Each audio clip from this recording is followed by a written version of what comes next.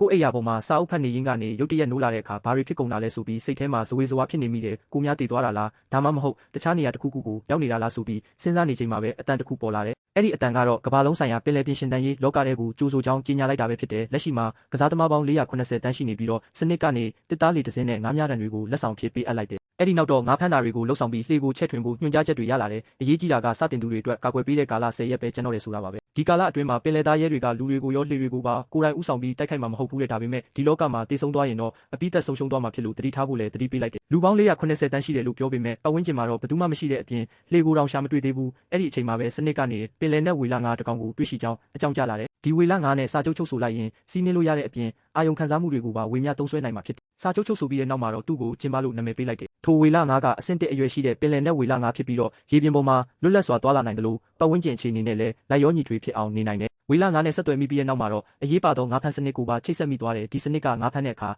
အထူးဆုလက်တွေပိုရနိုင်ပြီးတန်ဖိုးကြီးတဲ့ငါးတွေကိုဖမ်းမိဖို့အခွင့်အရေးပေးတယ်ဒါနဲ့ပဲစနစ်ကပေးတဲ့တာဝန်တိုင်းပထမဆုံးအကြိမ်ငါးဖမ်းကြည့်ဖို့ဆုံးဖြတ်လိုက်တယ်ငါးမြလိုက်တဲ့အခါမှာတော့အံ့အားသင့်စရာကောင်းတော့အောင်တထောင်စာအစတိုးအောင်မြင်မှုတစ်ခုဖြစ်ပေါ်လာပြီးပင်လယ်နဲ့ငကားဝိညာဉ်ဥကိုရရှိသွားပါတော့တယ်ငါးမြလိုက်တဲ့အခါမှာတော့အံ့အားသင့်စရာကောင်းတော့အောင်တထောင်စာအစတိုးအောင်မြင်မှုတစ်ခုဖြစ်ပေါ်လာပြီးပင်လယ်နဲ့ငကားဝိညာဉ်ဥကိုရရှိသွားပါတော့တယ်ဒီဥကိုပင်လယ်နဲ့စွမ်းရည်နှစ်သာရနဲ့ပေါင်းစပ်ဖို့စနစ်ကအကြံပြုပေမဲ့လည်းသူကတော့ဒီဥကဘာများအသုံးဝင်မှလဲဆိုပြီးတန်တရားဖြစ်နေမိတယ်ဘလို့ပဲဖြစ်ဖြစ်စတင်သူတွေအတွက်ပေးအပ်တဲ့ငါးဖမ်းတာဝန်ကိုပြီးမြောက်သွားတဲ့အတွက်ဆုလက်အဖြစ်ရေ900မီလီလီတာပေါင်မုန့်60ခုနဲ့ငါးစာအခု20ခုရရှိလိုက်တယ်ဒါပေမဲ့ပေါင်မုန့်တွေကအရန်6တွေ့ပြီးမာကျော်လုံးလာကြောင့်သူစိတ်ပြတ်သွားမိတယ်စနစ်ကိုသူအဖြစ်တင်မိသေးတယ်ရေကလည်းနှငုံတောက်လိုက်တာနဲ့ကုံသွားမှမို့လို့ပါဒါပေမဲ့ရေကိုစစ်ထုတ်လို့ရတဲ့စွမ်းရည်ကိုတွေ့သွားတဲ့အခါမှာတော့သူ့အတွက်အကြီးမားဆုံးအခွင့်အရေးတစ်ခုဖြစ်လာပါတော့တယ်အခုဆိုရင်သူလိုချင်တဲ့အချိန်တိုင်းရေကိုစစ်ထုတ်တောက်နိုင်ပြီဖြစ်တဲ့အတွက်စိတ်သက်သာရာရသွားတယ်တခြားသူတွေကတော့ရေရှားပါမှုတန်ကိုခံစားနေရပြီးရေတပလင်းအတွက်အတော်လေးပေးဆက်နေရချိန်မှာသူကတော့ရေကိုအလွယ်တကူရရှိနေတာပါဒီအခွင့်အရေးကိုအသုံးချပြီးသူကတခြားကစားသမားတွေနဲ့ရေကိုလဲလှယ်ပြီးဝိညာဉ်အပင်မျိုးစေ့တွေနဲ့တစ်သားတွေကိုစုဆောင်းလိုက်တယ်ဒီလိုနဲ့ပဲရေကိုလက်ဝဲကြီးအုပ်ထားတဲ့ဂုံတဲ့တယောက်လိုသူဖြစ်လာပြီးဒါဟာတကယ့်ကိုကျေနပ်စရာကောင်းတဲ့ခံစားချက်ပါပဲဒီလိုလှုပ်ဆောင်ချက်ကြောင့်ပဲ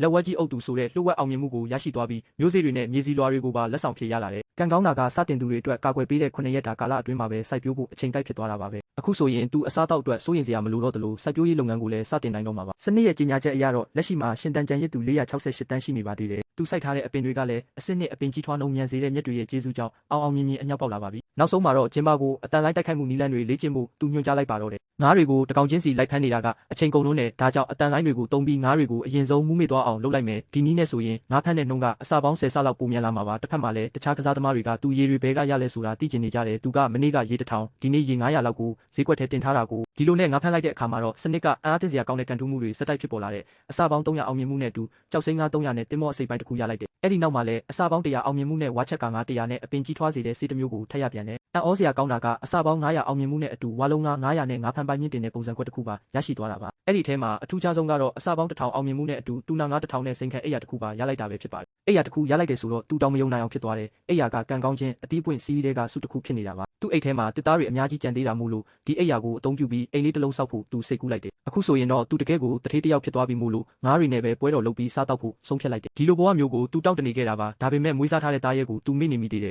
်ရုတ်တရက်ပဲသူစီကဦးတလုံးကွဲအပ်လာတာကိုတွေးလိုက်ရတဲ့စနစ်ကတော့ဒီတက်ရှိကကြီးထွားဖို့အတွက်စွမ်းရည်တွေအများကြီးလိုအပ်နေသေးတယ်လို့သတိပေးလိုက်တယ်စနစ်ကနေသတိပေးချက်တွေစက်တိုက်ထွက်ပေါ်လာပါတယ်အဲ့ဒီတက်ရှိရဲ့လှုပ်ရှားမှုတွေတိုးလာပေမဲ့လက်ရှိအချိန်မှာတော့အိမ်မောကျနေသေးပါပဲဒါပေမဲ့ကြီးထွားဖို့အတွက်လိုအပ်တဲ့စွမ်းရည်တွေကအများများပြနေတာကြောင့်အခြေအနေကမလုံလောက်သေးဘူးလို့စနစ်ကဆိုပါတယ်ဒီအခါမှာတော့သူ့ကိုပြုစုနေတဲ့ကောင်လေးကစိတ်မရှိသလိုနဲ့စတင်ပြောလိုက်ပါတယ်မင်းကတော့တကယ်ကိုရွေးစားတာပဲငါကပဲရေလောင်းပြီးမြေဩဇာကျွေးပေးရမှာပေါ့အဲ့ဒီကြရင်တော့မစားဘူးလို့မပြောနဲ့တော့နော်သူကပဲဆက်ပြီးတော့မင်းကအမြတ်ရည်တောက်ချင်နေတာပေါ့လေတကယ်ကိုထူးဆန်းတဲ့ကောင်ပါပဲတနေ့နေ့ငါချမ်းသာလာရင်မင်းအတွက်အဲ့ဒီအမြတ်စွမ်းရည်တွေနဲ့ရေချိုးကန်တစ်ခုလုံးပြည့်အောင်ဖြည့်ပေးထားမယ်လို့ကတိပေးလိုက်ပါတယ်အဲ့ဒီအချိန်မှာပဲအထူးအောင်မြင်မှုတစ်ခုထပ်ရလာပြီးအဆင့်တဝိညာဉ်စမ်းရည်တွင်းကိုရရှိသွားပါတယ်စနစ်ရဲ့စွမ်းရည်ဆုပ်ယူမှုကတော့စတင်သွားပြီဖြစ်ပြီး3ရက်အတွင်းမှာအပြီးတက်နိုင်မှာပါဒါပေမဲ့နောက်ထပ်9ရက်ဆိုရင်တော့အကာအကွယ်ကာလကုံဆုံးတော့မှာမို့လို့အခြေအနေကအရေးကြီးနေပါတယ်အကာအကွယ်ကာလမကုန်ခင်မှာပဲကြိုတင်တိုက်ခိုက်ဖို့သူဆုံးဖြတ်လိုက်ပါတယ်ကာကွယ်ရေးအတွက်အလိုလျောက်စကင်ဖတ်နိုင်တဲ့တာဝါတိုင်တစ်ခုကိုလည်းတက်ဆင်လိုက်ပါတယ်ဒီတိုင်ကတော့900မီတာအတွင်းကရန်သူတွေကိုအလိုလျောက်စစ်ဆေးပြီးချင်းချောက်မှုအဆင့်ပေါ်မူတည်ကတိုက်ခိုက်နိုင်စွမ်းကိုပြောင်းလဲပေးမှာပါစနစ်ရဲ့စွမ်းအင်ဆုပ်ယူမှုကတော့100%ပဲရှိပါသေးတယ်3ရက်အတွင်းမှာ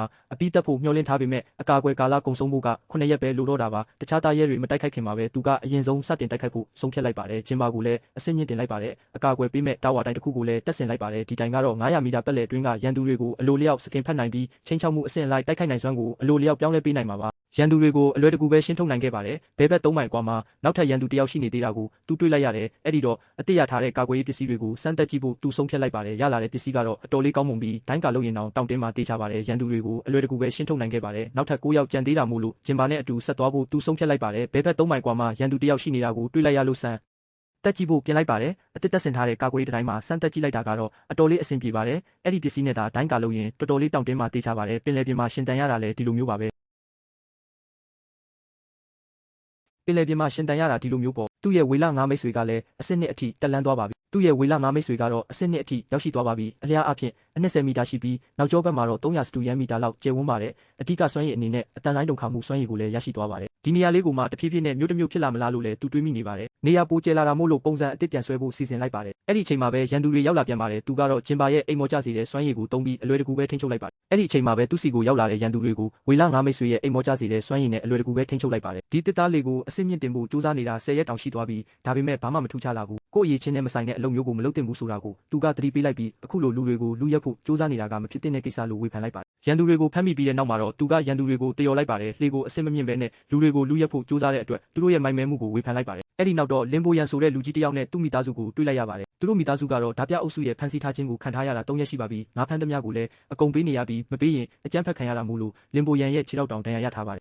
အဲ့ဒီလူတွေကတော့လင်ဘိုရန်ဆိုတဲ့အမျိုးသားတစ်ယောက်နဲ့သူ့မိသားစုပဲဖြစ်ပါတယ်သူတို့ကတော့ဒီဓာပြအုပ်စုရဲ့ဖမ်းဆီးထားခြင်းကိုခံခဲ့ရပြီးငါဖမ်းသမျှကိုလည်းအကုန်ပေးခဲ့ရတာပါသူတစ်ယောက်တည်းနဲ့ဒီလူ6ယောက်လုံးကိုဘယ်လိုမျိုးအနိုင်ယူလိုက်တယ်လဲဆိုတာကိုသူတို့ကအံ့ဩတကြီးမေးမြန်းကြပါတယ်သူကတော့ဂျင်ဘာရဲ့အတန်လိုင်းစွမ်းရည်နဲ့ပဲအနိုင်ယူခဲ့တာလို့ရှင်းပြလိုက်ပါတယ်သူတစ်ယောက်တည်းနဲ့ဒီလူ6ယောက်လုံးကိုဘယ်လိုမျိုးအနိုင်ယူလိုက်တယ်လဲဆိုတာကိုသူတို့ကအံ့ဩတကြီးမေးမြန်းကြပါတယ်သူကတော့ဂျင်ဘာရဲ့အတန်လိုင်းစွမ်းရည်နဲ့ပဲအနိုင်ယူခဲ့တာလို့ရှင်းပြလိုက်ပါတယ်အဲ့ဒီမိသားစုတွေကတမီးလေးရှောင်ကတော့ထူးဆန်းတဲ့အစွမ်းတစ်ခုပိုင်ဆိုင်ထားပုံမှာပဲသူမမြင်သင့်တာတွေကိုမြင်နေရတတ်ပြီးအနာဂတ်ကိုကြိုမြင်နေတာလားလို့တောင်မိဘတွေကစိုးရိမ်နေကြပါတယ်ဘသူကမှလည်းသူတို့မပြောရဲကြပါဘူးသူကတော့စိတ်အေးထားပြီးငါးတွေအရင်စားဖို့ပြောလိုက်ကဂျင်ဘာကိုလည်းသူတို့စီခေါ်ပြဖို့စီစဉ်လိုက်ပါတယ်အဲ့ဒီမိသားစုတွေကတမီးလေးရှောင်ကတော့ထူးဆန်းတဲ့အစွမ်းတစ်ခုပိုင်ဆိုင်ထားပုံမှာပဲသူမမြင်သင့်တာတွေကိုမြင်နေရတတ်ပြီးအနာဂတ်ကိုကြိုမြင်နေတာလားလို့တောင်မိဘတွေကစိုးရိမ်နေကြပါတယ်ဘသူကမှလည်းသူတို့မပြောရဲကြပါဘူးသူကတော့စိတ်အေးထားပြီးငါးတွေအရင်စားဖို့ပြောလိုက်ကဂျင်ဘာကိုလည်းသူတို့စီခေါ်ပြဖို့စီစဉ်လိုက်ပါတယ်ရှမ်းလီကတော့လင်ဘိုရန်တို့ကိုအခြေအနေကိုရှင်းပြလိုက်ပါတယ်သူတို့အတွက်စားစရာနဲ့ရေကတော့လုံလောက်တယ်ဒါပေမဲ့သူကအလုံးမလုံးတဲ့သူတွေကိုအလကားမကြွေးဘူးလို့တင်းတင်းမာမာပြောလိုက်ပါတယ်ဒီအခါမှာတော့လင်ဘိုရန်ကသူ့မိန်းမဟာအပင်စိုက်ပျိုးရေးမှာကျွမ်းကျင်ကြောင်းနဲ့သူသားကလည်းစရင်စရာတွေကိုကောင်းကောင်းကင်တွင်နိုင်ကြောင်းရှင်းပြပြီးအတူတူနေထိုင်ဖို့ခွင့်တောင်းလိုက်ပါတယ်ရှမ်းလီကလည်းသူတို့အတွက်အခန်းတွေကိုစီစဉ်ပေးလိုက်ပြီးလိုအပ်တာရှိရင်ပြောဖို့ပြောလိုက်ပါတယ်အဲ့ဒီနောက်မှာတော့လင်ဘိုရန်ရဲ့သားကရေဖက်လဲတဲ့ဈေးကွက်မှာအချိန်ကိုက်အယောင်းဝယ်လုပ်ရင်တစ်နေ့ကို15%လောက်အမြတ်ရနိုင်ကြောင်းအကြံပေးလာပါတယ်ရှမ်းလီကလည်းသူ့ကိုယုံကြည်ပြီးအဲ့ဒီလုပ်ငန်းကိုတာဝန်ပေးလိုက်တယ်လို့ရှားပါတဲ့ပစ္စည်းတွေနဲ့ပုံစံကွက်တွေကိုလည်းရှာဖွေဝယ်ယူထားဖို့မှာလိုက်ပါတယ်အဲ့ဒီနောက်တော့အဖွဲ့သားတွေကိုအလုပ်တွေခွဲဝေပေးလိုက်ပါတယ်အိုလင်ကိုတကားနဲ့တင်းပေါက်တွေခိုင်မာအောင်လုပ်ခိုင်းတယ်လို့စူးကိုလည်းအကာအကွယ်တွေကိုစစ်ဆေးခိုင်းလိုက်ပါတယ်ရှောင်းကိုတော့ကြီးစံအတွက်လိုအပ်တဲ့ပစ္စည်းတွေကိုဝယ်ထားဖို့မှာကြားလိုက်ချိန်မှာပဲစနစ်ကနေသတိပေးချက်တစ်ခုရောက်လာပါတယ်အဲ့ဒီသတိပေးချက်ကတော့စတင်သူတွေအတွက်ကာကွယ်ပေးထားတဲ့ကာလကုန်ဆုံးသွားပြီဖြစ်ပြီးတားရဲတွေရဲ့တိုက်ခိုက်မှုကိုစတင်ရင်ဆိုင်ရတော့မယ်ဆိုတဲ့အကြောင်းပဲဖြစ်ပါတယ်ရန်သူတွေရောက်လာပြီဆိုတာနဲ့ရှမ်းလီကလူတွေကိုအထဲဝင်ပြီးပုံနေဖို့ပြောလိုက်ပါတယ်တိုက်ပွဲစတင်ချိန်မှာတော့သူကအကြိမ်ရေ10ဆလောက်ပိုပြင်းထန်တဲ့ထိခိုက်မှုမျိုးကိုဖန်တီးနိုင်ခဲ့ပြီးတားရဲသား6လုံးမျိုးကိုပါရရှိသွားပါတယ်ဒါပေမဲ့ပင်လယ်ထဲမှာပိုပြီးကြောက်စရာကောင်းတဲ့တားရဲတစ်ကောင်ပေါ်လာပြန်ပါတယ်အဲ့ဒီတားရဲကအဆင့်3တားရဲတစ်ကောင်ဖြစ်တဲ့အသားစိမ့်တခင်ပဲဖြစ်ပါတယ်ရှမ်းလီကအခုမှအဆင့်2ပဲရှိသေးတဲ့အချိန်မှာအဆင့်3တားရဲနဲ့ရင်ဆိုင်ရတာကိုဒေါသထွက်သွားပေမဲ့ချက်ချင်းပဲဂျင်ဘာကိုအမိန့်ပေးလိုက်ပါတယ်ဂျင်ဘာကလည်းသူ့ရဲ့စွမ်းရည်တွေကိုစူးစီးပြီးတားရဲရဲ့ခေါင်းကိုဓာတ်ရိုက်ပစ်ခတ်လိုက်ပါတယ်ဒီတိုက်ပွဲမှာအနိုင်ရသွားတဲ့အတွက်ရှမ်းလီဟာအဆင့်3တားရဲကိုပထမဆုံးတက်နိုင်တဲ့ကစားသမားအဖြစ်သတ်မှတ်ခံရပြီးဆုလက်တွေကိုလည်းရရှိသွားပါတယ်ဒီသတင်းကြောင့်တခြားကစားသမားတွေကတော့အံ့ဩတကြီးဖြစ်ကုန်ကြပါတယ်သူတို့ကတော့အသက်လူပြီးပြေးနေရချိန်မှာရှမ်းလီကအဆင့်3တားရဲကိုတက်နိုင်တာကြောင့်သူများတွေကသူ့နီးလန်းတူတုံးပြီးကစားနေတာလားလို့တောင်တန်တရားဝင်နေကြပါတယ်အဲ့ဒီအချိန်မှာပဲနောက်ထပ်ရန်သူအသစ်တစ်ခုပေါ်လာပြီးအခြေအနေကတော့တဖြည်းဖြည်းနဲ့ပိုဆိုးဝါးလာနေပါပြီစနစ်ကပင်လယ်နဲ့ငကားဝိညာဉ်ဦးတစ်လုံးကိုရှာဖွေတွေ့ရှိသွားပါတယ်မကြခင်မှာပဲအဲ့ဒီဦးကနေအစုနဲ့တာပိုးကောင်လေးတစ်ကောင်ပေါက်ဖွာလာပြီးရှမ်းလီနဲ့စိတ်ချင်းဆက်သွယ်တဲ့ပေါင်းစပ်မှုတစ်ခုဖြစ်ပေါ်လာခဲ့ပါတယ်ဒါပေမဲ့ဒီစွမ်းအားကိုစက်ထိန်ထားဖို့ဆိုရင်ရှမ်းလီအနေနဲ့တိုက်ပွဲတွေကိုစက်တိုက်ဆင်နွှဲနေဖို့လိုအပ်နေပါတယ်သူကတော့ဒီအခြေအနေကိုသဘောပေါက်လိုက်ပြီးငါအထိခိုက်ခံရတာကိုစောင့်နေတာမဟုတ်လားလို့စနစ်ကိုမေးခွန်းထုတ်လိုက်ပါတယ်အဲ့ဒီအချိန်မှာပဲဓာတ်ကင်ဆောင်သူရဲ့နှလုံးသားဆိုတဲ့စွမ်းရည်ကစိတ်ဝိညာဉ်သားရဲ့စင်ကဲပြောင်းလဲမှုကိုဖွင့်ပေးလိုက်ပါတယ်ဒီအတွက်စိတ်ဝိညာဉ်သားရဲ့ကအစင်းနဲ့အထက်ဖြစ်ဖို့လိုတယ်လို့မြို့ပိုင်ရှင်တိုကင်တစ်ခုလည်းလိုအပ်ပါတယ်ကံကောင်းတာကရှမ်းလီစီမှာဒီလိုအချက်နှစ်ခုလုံးရှိနေတာကြောင့်ချက်ချင်းပဲအသက်သွင်းလိုက်ပါတယ်အဲ့ဒီအခါမှာတော့ဂျင်ဘာကအဆင့်3ကိုတက်လန်းသွားပြီးအရွယ်စားကလည်းအလျား60မီတာအနက်22မီတာလောက်အထိကြီးမားလာပါတယ်ကြောပြင်တစ်ခုလုံးကလည်း1000စတူယန်မီတာလောက်ကျယ်ဝန်းသွားပြီးမြေပြင်ပုံစံကိုပြောင်းလဲနိုင်တဲ့စွမ်းရည်နဲ့ရေစီးကြောင်းထိန်းချုပ်တဲ့စွမ်းရည်တွေကိုပါရရှိသွားပါတယ်အဲ့ဒီရေစီးကြောင်းစွမ်းရည်ကြောင့်စိတ်စွမ်းအင်သုံးစွမ်းရည်တွင်းရဲ့ရေထွက်နှုန်းက2ဆတိုးလာပြီးရေတွေကိုတိုးလောင်ကရေကန်တွေအဖြစ်ဖန်တီးနိုင်လာပါတယ်မြို့ပိုင်ရှင်တိုကင်အလုပ်လုပ်သွားတာနဲ့အတူရှမ်းလီဟာမြို့တိဆောက်ခွင့်ကိုရရှိသွားပါတယ်သူကမြို့ကွက်တွေကိုစီစဉ်တာအများပြည်သူဆိုင်ရာအဆောက်အုံတွေကိုဆောက်လုပ်တာတွေလုပ်နိုင်သွားပါပြီ မကြခင်မှာပဲစနစ်ကနေတစားပါလုံးကိုကြီးညာချက်ထုတ်ပြန်လိုက်ပါတယ်ဒါကတော့ကန်လင်းမြို့ဆိုတဲ့နာမည်နဲ့အစုံမဲ့ပင်လယ်ပြင်ရဲ့ပထမဆုံးမြို့ကိုတည်ထောင်လိုက်တာပဲဖြစ်ပါတယ်ဒီမြို့မှာလူပေါင်း300အထိနေထိုင်နိုင်ပြီးမြို့သူမြို့သားတွေကိုလည်းစတင်ခေါ်ယူနိုင်ပါပြီ1000စတုရန်မီတာဆိုတာဘတ်စကတ်ဘောကွင်း2ကွင်းခွဲလောက်ပဲရှိတာမို့လုံလောက်မှုမရှိသေးဘူးလို့ရှမ်းလီယူဆလိုက်ပါတယ်ဒါကြောင့်သူကနေရာတစ်ခုလုံးကိုကြောက်ခင်းဖို့ဘေးနှစ်ဖက်မှာရေမြောင်းတွေဖောက်ဖို့နဲ့အဆောက်အုံတွေရဲ့ဒီနေရာကိုပြန်စီစဉ်ဖို့အမိန့်ပေးလိုက်ပါတယ်သူကလင်ကိုဆောက်လုပ်ရေးအပိုင်းမှာတာဝန်ပေးပြီးအဓိကလမ်းမကြီးကိုကြောက်ခင်းဖို့မြို့တကားကနေဗဟိုရင်ပြင်ထိလမ်းဖောက်ဖို့ညွှန်ကြားလိုက်ပါတယ်အဲ့ဒီလမ်းမကြီးရဲ့ဘေးနှစ်ဖက်မှာရေမြောင်းတွေဖောက်ထားသလိုစိတ်ဆွမ်းရင်တုံးစမ်းရေကန်ရဲ့နေတဲ့နေရာတွေစီကိုရေတွေစီးဆင်းသွားအောင်စနစ်တကျပြုလုပ်ထားပါတယ်နောက်ဆုံးအနေနဲ့ကတော့မြို့ရိုးနားမှာအတွင်းပိုင်းပတ်လန်းတစ်ခုဖောက်ဖို့ပါမှာကြားလိုက်ပါတယ်ရှမ်းလီကမြို့ပတ်လန်းကို9ပေကျယ်နဲ့ဖောက်ဖို့စီစဉ်လိုက်ပါတယ်ဒီလမ်းကစစ်ရေးအခြေအနေမှာရိတ်ခါတွေတည်ယူဖို့နဲ့ကင်းလဲဖို့အတွက်အဆင်ပြေစေမှာပါပြီးတော့ဗဟိုရင်ပြင်ကိုစိတ်ဆွမ်းရင်တုံးစမ်းရေကန်နဲ့အဓိကဂိုတောင်ကြားမှာ100စတုရန်မီတာအကျယ်ဝန်းနဲ့တိစောက်ဖို့လည်းသူကညွှန်ကြားလိုက်ပါတယ်ဒီနေရာတွေအတွက်ကြောက်ပြားကြီးတွေကိုအသုံးပြုဖို့နဲ့နောက်ပိုင်းမှာဈေးနဲ့ကြော်ညာတင်ပုံးတွေထားရှိဖို့လည်းသူကပြင်ဆင်ထားပါတယ်ဒါတွေမကသေးဘူးရှိပြီးသားတဲအိမ်တွေကိုလည်းပြန်ဖြိုပြီးအသစ်ပြန်ဆောက်ဖို့အမိန့်ပေးလိုက်ပါတယ်လက်ရှိတဲတွေကလူဦးရေတိုးလာရင်မဆန့်တော့မှစိုးရင်ရလို့ပါအိုလင်ကိုတော့သူ့ရဲ့မြို့ပိုင်ရှင်အိမ်တော်ကိုတိစောက်ဖို့တာဝန်ပေးလိုက်ပြီးဒီနေရာကရိုးရိုးခိုလုံရာတစ်ခုထက်ပိုတဲ့မြို့တစ်မြို့ဖြစ်လာဖို့သူကမျှော်လင့်ထားပါတယ်အားလုံးအဆင်သင့်ဖြစ်ပြီဆိုတော့အလုပ်တွေကိုချက်ချင်းစတင်ဖို့ရှမ်းလီကတိုက်တွန်းလိုက်ပါတယ်ကန်လင်းမြို့မှာလူဦးရေ300အထိလက်ခံနိုင်ပြီမို့ဝန်ထမ်းခေါ်ယူဖို့အတွက်စံနှုန်းတွေကိုသူကသတ်မှတ်လိုက်ပါတယ်ဦးစားပေးအနေနဲ့လက်မှုပညာရှင်တွေဖြစ်တဲ့ပန်းပဲဆရာတောင်သူမွေးမြူရေးသမားရက်ကန်သမားနဲ့စေကူတပ်ပေးနိုင်သူတွေကိုအရင်ခေါ်ဖို့ပြောပါတယ်ရှောက်ထားသူအရေးအတွက်ကလည်း200ကျော်သွားပြီဖြစ်ပါတယ်သူတို့ထဲမှာတန်တယ်လုပ်ငန်းကျွမ်းကျင်သူတွေရက်ကန်သမားတွေနဲ့ဝက်မွေးမြူဘူးသူတွေတောင်ပါဝင်လာပါတယ်ဝက်မွေးမြူသူနဲ့ပတ်သက်ပြီးရှမ်းလီကတော့သူ့ကိုအရင်ဆုံးဒီကိုရေကူးလာခိုင်းလိုက်ပြီးမှစကားပြောကြတာပေါ့လို့ပြန်ပြောလိုက်ပါတယ်အဲ့ဒီအချိန်မှာပဲအစုနဲ့တာပိုးကောင်လေးကအဆင့်မြင့်တင်ဖို့အတွက်စွမ်းရည်မြင့်မားတဲ့အရာတွေလိုအပ်နေကြောင်းစနစ်ကအကြောင်းကြားလာပါတယ်ဒါအတွက်အဆင့်တစ်ကြောက်တုံး1100နဲ့အဆင့်2ကြောက်တုံးတွေအများကြီးလိုအပ်တာကိုရှမ်းလီသိလိုက်ရပါတယ်အိပ်ပျော်နေတဲ့ပိုးကောင်လေးကိုနှိုးလိုက်ရင်ရှမ်းလီကစိတ်မရှိစွာနဲ့ပဲမင်းကဝက်လိုပဲအိပ်နေတာလားလို့မေးလိုက်ပါတယ်သူစမ်းသက်ကြည့်တဲ့အခါမှာတော့အဆင့်2ကြောက်တုံး3လောက်နဲ့မလုံလောက်သေးတာကိုတွေ့ရပါတယ်ကြောက်တုံးအခု20လောက်ကျွေးကြည့်ပေမဲ့စွမ်းရည်ကသူ့ည1.5ရာခိုင်နှုန်းပဲတိုးလာတာမို့သူတော်တော်လေးအံ့အားသင့်သွားပါတယ်ကြောက်တုံး1000လောက်ကျွေးမှ25ရာခိုင်နှုန်းပဲတိုးမှမို့ဒီကောင်လေးရဲ့စားတောက်မှုပမာဏကတော်တော်လေးများပြားလွန်းပါတယ်မင်းပိုက်ကရေအောက်လိုပဲအဆုံးမရှိဘူးလားလို့ရှမ်းလီကညှိတွားလိုက်ပါတယ်နောက်ဆုံးမှာတော့အသားစားဘရင်စီကရထားတဲ့အဆင့်3ကြောက်တုံးကိုကျွေးလိုက်တဲ့အခါမှာတော့အပြောင်းအလဲတစ်ခုဖြစ်ပေါ်လာပါတယ်ပိုးကောင်လေးကကြီးထွားမှုအဆင့်ကိုရောက်သွားပြီးငကားချိုတွေပေါက်လာတယ်လို့တောင်ပန်ဖြတ်လိုက်ရင်အလျား30ပေလောက်အထိကြီးမားလာပါတော့တယ်အခုဆိုရင်တော့ပိုးကောင်လေးကအဆင့်တက်သွားပြီးငကားပုံစံမျိုးဖြစ်လာပါပြီးတောင်ပန်တွေကလည်းအလျားပေ30လောက်အထိကြီးမားလာတယ်လို့ငကားမိမှုတ်တဲ့စွမ်းရည်နဲ့ငကားအစွမ်းကိုခံစားနိုင်တဲ့အာရုံတွေကိုပါရရှိသွားပါတယ်ရှမ်းလီကတော့ဒီငကားကိုကြည့်ပြီးကျေနပ်နေပေမဲ့ဘေးကလူကတော့မျက်နှာပြက်နေပါတယ်ရှမ်းလီဒီငကားကဘာလို့ရုတ်တရက်ကြီးဒီလောက်ကြီးသွားတာလဲငါတို့ရဲ့ပိုင်ဆိုင်မှုတွေအကုန်ကုန်သွားပြီလေလို့သူကမကြည်မနှက်နဲ့မေးလိုက်ပါတယ်ကြောက်တုံးအဆင့်1000ကျော်အဆင့်နဲ့3ခုနဲ့အဆင့်3တစ်ခုအထိကုန်သွားတာမို့သူတော်တော်လေးစိတ်တူနေတာပါဒီတော့ရှမ်းလီကစိတ်မကောင်းမဖြစ်ဖို့ပြောလိုက်ပြီးရှောက်ထားသူတွေကိုရွေးချယ်ဖို့ပြင်ဆင်လိုက်ပါတယ်အဲ့ဒီနောက်မှာတော့သူကဒီငကားလေးကိုကန်လင်းလို့နာမည်ပေးလိုက်ပြီးသူ့စာတွေကိုသူကိုယ်တိုင်ပဲကြီးညက်အောင်စားပါစီတော့လို့ပြောလိုက်ပါတယ်မြို့တီစာချိန်မှုအရာအလုံးကိုဂရုတစိုက်နဲ့ဖြည်းဖြည်းချင်းပဲလှုပ်ဆောင်ဖို့သူကသတိပေးလိုက်ပါတယ်လူတွေကိုတယောက်ချင်းစီတန်းစီခိုင်းလိုက်ပြီးရှမ်းလီတို့ဖွဲ့ကစနစ်တကျစတင်လက်ခံလိုက်ပါတယ်အရင်ဆုံးနာမည်စရင်းသွင်းပြီးတဲ့အခါမှာလုပ်ငန်းတာဝန်တွေကိုခွဲဝေပေးလိုက်ပါတယ်ပြီးတာနဲ့ဂိုတောင်ကနေအလုပ်သမားဝတ်စုံတွေကိုထုတ်ပေးလိုက်တဲ့အခါလူတွေကအံ့ဩသွားကြပါတယ်တကယ်ပဲဝတ်စုံတွေရလာတဲ့အခါလူတွေကပျော်ရွှင်သွားကြပါတယ်တန်တယ်လုပ်ငန်းကျွမ်းကျင်သူတွေကိုတော့ညာဘက်ကိုသွားဖို့ညွှန်ကြားလိုက်ပါတယ်ရက်ကန်းနဲ့ပတ်သက်တဲ့သူတွေကိုတော့စူအန်စီကိုတွားရောက်သတင်းပို့ဖို့ပြောလိုက်ပါတယ်ဝက်မွေးမြူသူအတွေ့အကြုံရှိတဲ့သူကိုတော့အခုလောလောဆယ်ဝက်မရှိသေးတာမို့စပီရစ်ကန်ထဲမှာငါးမွေးဖို့တာဝန်ပေးလိုက်ပါတယ်တင်မောတိဆောက်သူတွေကိုတော့လင်ဘိုးလင်းစီကိုတွားရောက်ပူပေါင်းဖို့ညွှန်ကြားလိုက်ပါတယ်ဒီလိုနဲ့ပဲကန်လင်းမျိုးသားတွေဖြစ်လာတဲ့အတွက်လူတွေကဂုဏ်ယူနေကြပါတယ်ရှောက်ထားသူ300တဲကမှရှမ်းလီတို့ကလူအယောက်223ယောက်ကိုပ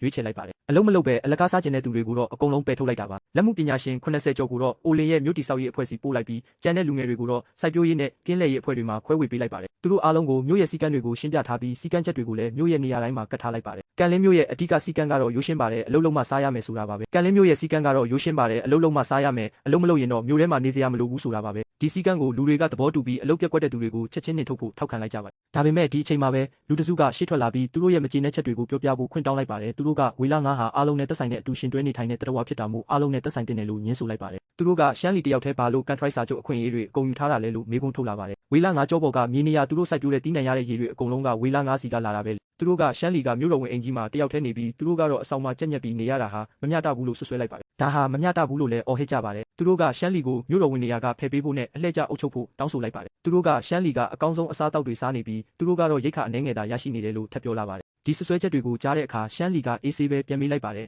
ယ်အဲ့ဒါဆိုရင်ငါထပ်ပို့အလုပ်လုပ်တဲ့သူဘယ်သူရှိလဲလို့သူကတင်းငင်စွာမေးလိုက်ပါတယ်အဲ့ဒီခါမှာတော့အလုပ်သမားတယောက်ကမကျေနပ်စွာနဲ့ပြန်ပြောလိုက်ပါတယ်ပြီးခဲ့တဲ့လတုန်းကပန်းမဲလုပ်ငန်းမှာကျွန်တော်အလုပ်မလုပ်ခဲ့ဘူး ရှမ်းလီကပြောပြီးပြီလားလို့မေးလိုက်ပေမဲ့အဲ့ဒီလူကတော့စကားမဆုံးသေးပါဘူးသူတို့ရဲ့တောင်းဆိုချက်ကရိုးရှင်းကြောင်းဝေလာ9နဲ့ချုပ်ဆိုထားတဲ့စာချုပ်အခွင့်အရေးတွေကိုဝေမျှပေးဖို့နဲ့ကန်လင်းမျိုးကိုအားလုံးကပူးပေါင်းအုပ်ချုပ်ခွင့်ပေးဖို့သူတို့ကဆက်လက်တောင်းဆိုလိုက်ပါတယ်ရှမ်းလီကတော့ကန်လင်းမျိုးကိုစနစ်တကျနဲ့တရားမျှတစွာလက်ပတ်စေချင်တာမို့ရှောင်းလုံးနဲ့သူ့နောက်ကလူ9ယောက်ကိုခေါ်ပြီးခဲ့တဲ့လကအလုတ်စင်းတဲ့ရက်ဘယ်လောက်ရှိလဲဆိုတာကိုမေးလိုက်ပါတယ်သူတို့ရဲ့လှုပ်ဆောင်ချက်တွေကတရားမျှတမှုရှိရလားဆိုတာကိုပြန်စဉ်းစားဖို့လည်းသူကသတိပေးလိုက်ပါတယ်ရှောင်းလုံးကဘာတွေပြောနေတာလဲဆိုပြီးပြန်မေးခွန်းထုတ်တဲ့အခါအလုတ်ယုံကလူကြီးဖြစ်သူအိုဂျိုးကအမှန်တရားကိုထုတ်ဖော်လိုက်ပါတယ်ရှောင်းလုံးဟာပြီးခဲ့တဲ့လကအလုတ်ယုံမှာစုစုပေါင်း17ရက်ပဲအလုတ်စင်းခဲ့ပြီးအဲ့ဒီထဲမှာလည်း9ရက်ကနောက်ကျတဲ့3ရက်ကစောပြန်တယ်လို့ထောက်ပြလိုက်ပါတယ်ဒါတင်မကသေးပဲအလုတ်လုပ်ရင်းနဲ့လေးတင်ကုန်အစိပ်ပိုင်းတစ်ခုကိုပါဖျက်ဆီးထားခဲ့ပြီးအဲ့ဒီပျက်စီးသွားတဲ့ပစ္စည်းကလည်းကိုတောင်တောက်မှာအခုထိရှိနေသေးကြောင်းလင်ရှောင်းကလည်းမှတ်တမ်းတင်ထားပြီးသားဖြစ်ကြောင်းသူကပြောလိုက်ပါတယ်ရှောင်းလုံးကတော့အစမ်းသက်ကာလမှုအမှားလုံးမိတာဖြစ်နိုင်ကြောင်းခုခံချေပပေမဲ့အိုဂျိုးကတော့လုံးဝလက်မခံပါဘူးသူကနှစ်ပေါင်း20ကျော်အလုတ်တင်တွေကိုလေ့ကျင့်ပေးလာတာဖြစ်ပြီးရှောင်းလုံးလောက်အမှားများတဲ့သူအရေးချင်းမရှိတဲ့သူမျိုးတစ်ခါမှမတွေ့ဘူးကြောင်းပြင်းပြင်းထန်ထန်ဝေဖန်လိုက်ပါတယ်ဒီအခါမှာတော့ရှမ်းလီကဝင်ရောက်ဖြည့်ရှင်းလိုက်ပြီးမြို့ရဲ့စီကံ9ချက်ကိုပြန်လည်သတိပေးလိုက်ပါတယ်အလုတ်လုံးမှစားရမယ်အလုတ်ပြက်ကွက်ရင်ရိတ်ခါဖြတ်မယ်ခိုးဝက်တိုက်ခိုက်မှုတွေမလုပ်ရဘူးပြဿနာရှိရင်လင်ပိုရန်စီတင်ပြရမယ်ပြီးတော့တိုင်ကြားစရာရှိရင်ကိုယ်စီတိုက်ရိုက်လာခဲ့ဖို့သူကပြက်ပြက်တသားပြောလိုက်ပါတယ်နောက်ဆုံးမှာတော့ရှမ်းလီကရှောင်းလုံးနဲ့သူ့နောက်ကလိုက်ပါလာတဲ့လူ9ယောက်ရဲ့ရိတ်ခါတွေကိုအခုချက်ချင်းရက်ဆိုင်လိုက်ကြောင်းကြေညာလိုက်ပါတယ်ကန်လင်းမြို့ရဲ့စီကံကတော့တကယ်ကိုတင်းကျပ်ပါတယ်စီကံဖောက်ဖျက်သူတွေရဲ့အခွင့်အရေးတွေကိုချက်ချင်းရုပ်သိမ်းလိုက်တယ်လို့သူတို့ကလည်းမြို့ထဲကနေချက်ချင်းနှင်ထုတ်လိုက်ပါတယ်ရှောင်းလုံးနဲ့သူ့လူတွေကိုပစ္စည်းသိမ်းဖို့မိနစ်30ပဲအချိန်ပေးလိုက်ပါတယ်ဒါပေမဲ့ရှောင်းလုံးကတော့မကျေနပ်ပဲကန့်ကွက်လိုက်ပါတယ်ဘာလို့ကျွန်တော်တို့ကိုနှင်ထုတ်ရမှာလဲဒီဝေလ9ကရှင်းတယောက်ထဲပိုင်တာမှမဟုတ်တာကျွန်တော်တို့ကအခန်းလေးတောင်မရဘူးလို့သူကအော်ဟစ်ပြီးရှမ်းလီရဲ့အခွင့်ထူးခံနေမှုကိုထောက်ပြပါတယ်ရှမ်းလီကတော့တီတီငိမ့်ငိမ့်ပဲပြန်တုတ်ပြန်လိုက်ပါတယ်ငါကဒီမျိုးရဲ့မျိုးစားတစ်စိတ်ကိုကင်ထားတာကန်လင်းမျိုးရဲ့စီကံတွေကိုငါပဲရေးဆွဲတာစီကံကိုလိုက်နိုင်ရင်ငင်းချမ်းစွာနေနိုင်တယ်အလုပ်ပြက်ကွက်တာပြဿနာရှာတာမျိုးလုပ်ရင်တော့ဘဲချိန်မစိုးထွက်သွားခိုင်းနိုင်တယ်ခုနကဝေလ9ကိုခွဲဝေဖို့အော်နေတဲ့သူတွေထွက်ခဲ့ကြပါကျွန်တော်မတားဘူးလို့သူကစိန်ခေါ်လိုက်ပါတယ်ဒီအချိန်မှာပဲမြို့သူတယောက်ကရှမ်းလီဘက်ကနေဝင်ပြောပြလိုက်ပါတယ်မျိုးစားကြီးကကျမမိသားစု4ယောက်လုံးရဲ့အသက်ကိုကယ်တင်ပေးခဲ့တာပါလူပေါင်း200ကျော်ကိုသူအသက်ဆုံးပြီးရိတ်ခါတွေဝေမျှပေးခဲ့တာမမြင်ဘူးလားလို့မေးခွန်းထုတ်လိုက်ပါတယ်သူမရဲ့ခင်မိုးနဲ့သားကတော့ပျောက်ဆုံးနေစေဖြစ်ပေမဲ့သူမကိုတော့မျိုးစားကြီးကလက်ခံပေးပြီးစိုက်ပျိုးဖို့မြေနဲ့စားစရာတွေပေးထားကြောင်းသူမကပြောပြလိုက်ပါတကယ်လို့သူကမတရားတဲ့သူဆိုရင်အားနေတဲ့ကျမကိုအရင်ဆုံးနှင်ထုတ်မှာပေါ့အခုတော့သူကကျမတို့ကိုပါစောင့်ရှောက်ထားတာလေလို့သူမကညှင်းခုန်လိုက်ပါတယ်သူတို့တွေကတတိမရှိဘဲနဲ့အတင်းပြောနေတာဖြစ်ပြီးမြို့ပြင်ကအန္တရာယ်ရှိတဲ့အဆင့်3သားရဲတွေကိုတော့ဘယ်သူမှတစ်ခါမှမတိုက်ခိုက်ဘူးကြောင်းတကယ်တတိရှိရင်တွားတိုက်ခိုက်ဖို့သူမကပြန်လဲဝေဖန်လိုက်ပါတယ်အဲ့ဒီနောက်မှာတော့ရှမ်းလီကမြို့ရဲ့အုပ်ချုပ်ရေးပိုင်းကိုစနစ်တကျပြန်လဲဖွဲ့စည်းလိုက်ပါတယ်လင်ဘိုရန်ကိုအုပ်ချုပ်ရေးမှုဖြစ်ခန့်အပ်ပြီးစောက်လုပ်ရေးနဲ့အလုပ်တာဝန်တွေကိုပေးလိုက်ပါတယ်စုကိုတော့စိုက်ပျိုးရေးနဲ့မွေးမြူရေးအပိုင်းကိုတာဝန်ပေးလိုက်ပြီးလင်ရှာဝီကိုတော့ငွေကြေးနဲ့ကုန်သွယ်ရေးပိုင်းအတွက်ဗန်ဒါရေးမှုဖြစ်တာဝန်ပေးလိုက်ပါတယ်လင်ကိုတော့သူမိခင်နဲ့အတူတွဲလုပ်ဖို့ပြောလိုက်ပါတယ်ဒါအပြင်စီကံချက်အသစ်တစ်ခုကိုလည်းထပ်ဖြည့်လိုက်ပါတယ်အဲ့ဒါကတော့မြို့တွင်းမှာအချင်းချင်းပြဿနာရှာရင်ချက်ချင်းနှင်ထုတ်မယ်ဆိုတာပါပဲနောင်လာမဲ့သူတွေအားလုံးလည်းစီကံကိုမဖတ်ဘဲမြို့ထဲမဝင်ရတော့ပါဘူးဘယ်သူမှကန့်ကွက်မဲ့သူမရှိတော့တဲ့အခါမှာတော့အားလုံးအလုပ်ပြန်လုပ်ကြဖို့ပြောလိုက်ပါတယ်မျိုးစားကြီးရဲ့စကားကိုနားထောင်ပြီးအလုပ်ပြက်ကွက်တဲ့သူတွေကိုသူကိုယ်တိုင်အရင်ဆုံးနှင်ထုတ်သွားမယ်လို့လည်းသတိပေးလိုက်ပါတယ်ကန်လင်းမြို့ရဲ့အခြေအနေတွေတည်ငြိမ်သွားပြီလို့ထင်ရပေမဲ့ရေချိုဈေးနှုန်းတွေကတော့ဒီနေ့မှပဲထပ်ပြီးမြင့်တက်လာနေပါပြီကန်လင်းမြို့မှာရေချိုဈေးနှုန်းတွေတဖြည်းဖြည်းမြင့်တက်လာနေတဲ့အချိန်မှာပဲရှောင်းလုံးဆိုတဲ့သူစီမှာထူးခြားတဲ့အမှုအရာတစ်ခုကိုလူတွေသတိထားမိလာကြပါတယ်သူဘာတွေများမြင်ခဲ့လို့လဲဆိုတာကိုစူးစမ်းလိုက်တဲ့အခါမှာတော့အလွန်အန္တရာယ်များတဲ့သတင်းဆိုးတစ်ခုကိုကြားလိုက်ရပါတယ်ရှောင်းလုံးကတော့အနီရောင်ရွက်တွေတက်ဆင်ထားတဲ့တင်မောအုပ်စုကြီးတစ်ခုလာနေကြောင်းသူတို့တွေဟာအလွန်ကိုအန္တရာယ်များတဲ့လူဆိုးတွေဖြစ်ကြောင်းရှမ်းလီစီကိုအမြန်သွားရောက်သတင်းပို့လိုက်ပါတယ်သတင်းရတာနဲ့ရှမ်းလီကလည်းမြို့ရဲ့ကာကွယ်ရေးကိုအသင့်ပြင်ဆင်လိုက်ပါတယ်မြို့ရိုးပေါ်ကအမြောက်20လုံးကိုအသင့်အနေထားပြင်ဆင်ထားတယ်လို့စိတ်ဆွမ်းအင်သုံးကင်းဆောင်မျှော်စင်တွေရဲ့ချိတ်ဆက်မှုစနစ်ကိုလည်းစမ်းသပ်ပြီးဖြစ်ပါတယ်အမြောက်ကြီးအရန်သိရှိမှုကလည်း3ချိန်စာလောက်ထိတိုက်ခိုက်နိုင်တဲ့အင်အားမျိုးပါဒီအနီရောင်ရွက်လွှင့်တဲ့တင်မောတွေဟာတာမန်အယောင်ဆိုးထားတာမဟုတ်ပဲသွေးတွေနဲ့အကြိမ်ကြိမ်စိန်ထားတာကြောင့်หนีရဲနေတာဖြစ်ပါတယ်ပိုပြီးကြောက်စရာကောင်းတာကတော့တင်မောရဲ့ကိုယ်ရဲ့ကုန်းဘက်နဲ့နေရန်တွေအားလုံးကိုလူတွေနဲ့တားရဲတိရစ္ဆာန်တွေရဲ့အယိုးတွေနဲ့အုံမိုးထားတာပဲဖြစ်ပါတယ်အဲ့ဒီတင်မောပေါ်မှာဘာတွေတင်ထားတာလဲလို့မေးလိုက်တဲ့အခါမှာတော့အယိုးတွေပဲရှိတယ်လို့ဖြေပါတယ်တင်မောပေါ်ကလွတ်မြောက်လာသူတယောက်ကလည်းအနီရောင်ရွက်နဲ့အယိုးတင်မောတွေဟာသူတို့တင်မောပေါ်ကလူအားလုံးကိုတက်ဖြတ်ခဲ့ကြောင်းအနာမကပ်ဖို့အော်ဟစ်သတိပေးနေပါတယ်ဒီအခြေအနေကိုကြည့်ရတာရှောင်းလုံးကသူတို့ရဲ့သတင်းချက်လက်တွေကိုပေါက်ကြားသွားစေခဲ့တာဖြစ်နိုင်ပါတယ်ဒီအနီရောင်ရွက်လွှင့်တာပြတွေဟာရန်တမ်းပြီးလူရက်နေတာမဟုတ်ပဲကန်လင်းမျိုးကိုတမင်တကာဥတီလာနေတာဖြစ်ကြောင်းရှမ်းလီသဘောပေါက်လိုက်ပါတယ်ကုန်သွယ်ရေးစခန်းမှာဒီလိုအယိုးတင်မောတွေအကြောင်းတစုံတရာမှတ်တမ်းရှိခဲ့ဘူးသလားဆိုတာကိုသူစတင်စုံစမ်းလိုက်ပါတယ်ပင်လယ်ပြင်မှာတော့ပင်လယ်မျိုးလို့နာမည်ဆိုးနဲ့ကြော်ကြားတဲ့လူတစ်ယောက်အကြောင်းသတင်းတွေပြန့်နှံ့လာပါတယ်သူကလူတွေကိုအရှင်လက်လက်ဖမ်းဆီးပြီးငါးစာအဖြစ်အသုံးပြုတတ်တာကြောင့်သူ့လက်ထဲကြားရောက်သွားတဲ့သူတွေဟာအသက်ကုန်ခံပြီးခြောက်သွေးနေတဲ့အလောင်းကောင်တွေအဖြစ်ပဲကြံရစ်ခဲ့တတ်ပါတယ်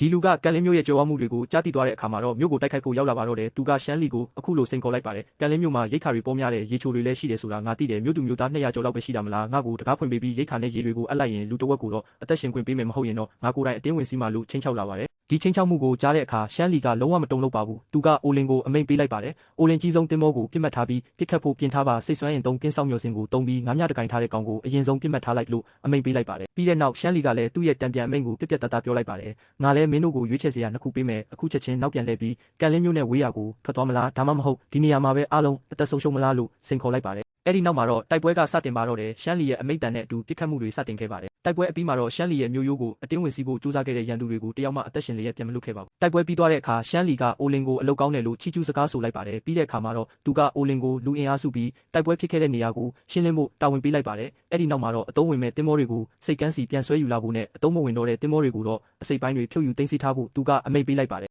တိုက်ပွဲပြီးတဲ့နောက်မှာတော့ရှမ်းလီကတင်မောတွေကိုစိတ်ကန်းစီပြန်ဆွဲယူလာဖို့နဲ့အတုံးမဝင်တဲ့တင်မောတွေကိုအစိပ်ပိုင်းတွေဖြုတ်ယူသိမ်းဆည်းဖို့အမိန့်ပေးလိုက်ပါတယ်ကြန့်ရှိနေတဲ့အယိုးစုတွေကိုတော့ပင်လယ်ထဲပြန်ဆွန့်ပစ်ဖို့နဲ့ဘာမှမကြံခဲ့အောင်ရှင်းလင်းဖို့ပြောလိုက်ပါတယ်ဒီအချိန်မှာတော့ရှမ်းလီရဲ့ကျမ်းမာရေးအတွက်စိုးရိမ်နေသူတွေရှိနေပါတယ်သူတို့ကရှမ်းလီကောက်ယူလိုက်တဲ့ငါးများတန်ဟာအနေအများနိုင်တယ်လို့ထင်နေကြပြီးအဲ့ဒီအရာကအစိတ်တင်စေနိုင်မလားဆိုပြီးတန်တရားဖြစ်နေကြပါတယ်အဲ့ဒီအချိန်မှာရှမ်းလီမွေးထားတဲ့အစူးနက်တာပိုးကောင်လေးကတော့ထူးခြားတဲ့တိုးတက်မှုတွေရှိလာပါတယ်အရင်ကစိတ်ဆွမ်းရင်အနှစ်သာရပေါင်း1000ကျော်စားသုံးခဲ့ပေမဲ့တိုးတက်မှုက48%ပဲရှိခဲ့တာပါဒါပေမဲ့သွေးစွန်းနေတဲ့ငါးများတန်ရဲ့စွမ်းရည်တွေကိုစုပ်ယူလိုက်တဲ့အခါမှာတော့တိုးတက်မှုနှုန်းကချက်ချင်းဆိုသလို68%အထိခုန်တက်သွားပါတယ်ဒီငါးများတန်ကစွမ်းရည်တွေကိုအံ့ဩစရာကောင်းလောက်အောင်မြင်မြန်ဆန်ဆန်စုပ်ယူနိုင်တာပဲဖြစ်ပါတယ်ရှမ်းလီကတော့ဒုတိယအဆင့်စိတ်ဆွမ်းရင်အနှစ်သာရနှစ်ခုကိုရရှိထားပါတယ်အရေးသွေးကတာမန်လောက်ပဲရှိပေမဲ့လည်းရှမ်းလီကတော့စည်ရင်းနဲ့မသွင်းတော့ပဲသူကိုယ်တိုင်ပဲယူလိုက်ပါတယ်ပတ်ဝန်းကျင်ကတက်ဖြတ်လိုက်တဲ့တာရဲတွေစီကရတာရဲ့အလိုလျောက်ပြန်လဲရရှိတာရဲ့နဲ့စုစုပေါင်း900လောက်ရှိသွားပါပြီဒါတွေအားလုံးကိုစားသုံးလိုက်တဲ့အခါမှာတော့အစူးနက်တာပိုးကောင်လေးဟာအလယ်လက်အရွယ်စားအထိကြီးထွားလာပြီးအရှည်12မီတာတောင်ပံဖြန့်ရင်15မီတာအထိရှိလာခဲ့ပါပြီစည်ရင်းစရာတွေမှာတော့စိတ်ဆွမ်းရင်အနှစ်သာရလက်ကျန်တွေဘာမှမရှိတော့ပါဘူးအဲ့ဒီအတွက်အထောက်ထားတွေကိုလည်းရှမ်းလီကမီးရှို့ဖျက်ဆီးပစ်လိုက်ပါတယ်တည်ငြိမ်နေတဲ့ရာသီဥတုကရုတ်တရက်ပြောင်းလဲသွားပြီးတိုက်ခိုက်ခံရဖို့အခြေအနေပေးနေတယ်လို့ပါပဲလူတွေကိုလည်းတတိထားဖို့တတိပေးလိုက်ပါတယ်မကြခင်မှာပဲရန်သူတွေရဲ့တိုက်ခိုက်မှုကိုခံလိုက်ရပါတယ်တိုက်ခိုက်လာသူတွေကအသက်ရှင်နေတဲ့သူတွေမဟုတ်ပါဘူးသူတို့ကတေဆုံးပြီးသားသူတွေဖြစ်ပေမဲ့တစုံတစ်ယောက်ကပင်လယ်ကျန်းပြည်အောက်ကနေပြန်တူးဖော်ပြီးလှုပ်ရှားအောင်လုပ်ထားတာဖြစ်နေပါတယ်သူတို့ကအကြိမ်ကြိမ်ပြန်တိုက်ခိုက်နေတာကြောင့်ရှမ်းလီကဂျင်မာကိုအကူအညီတောင်းလိုက်ပါတယ်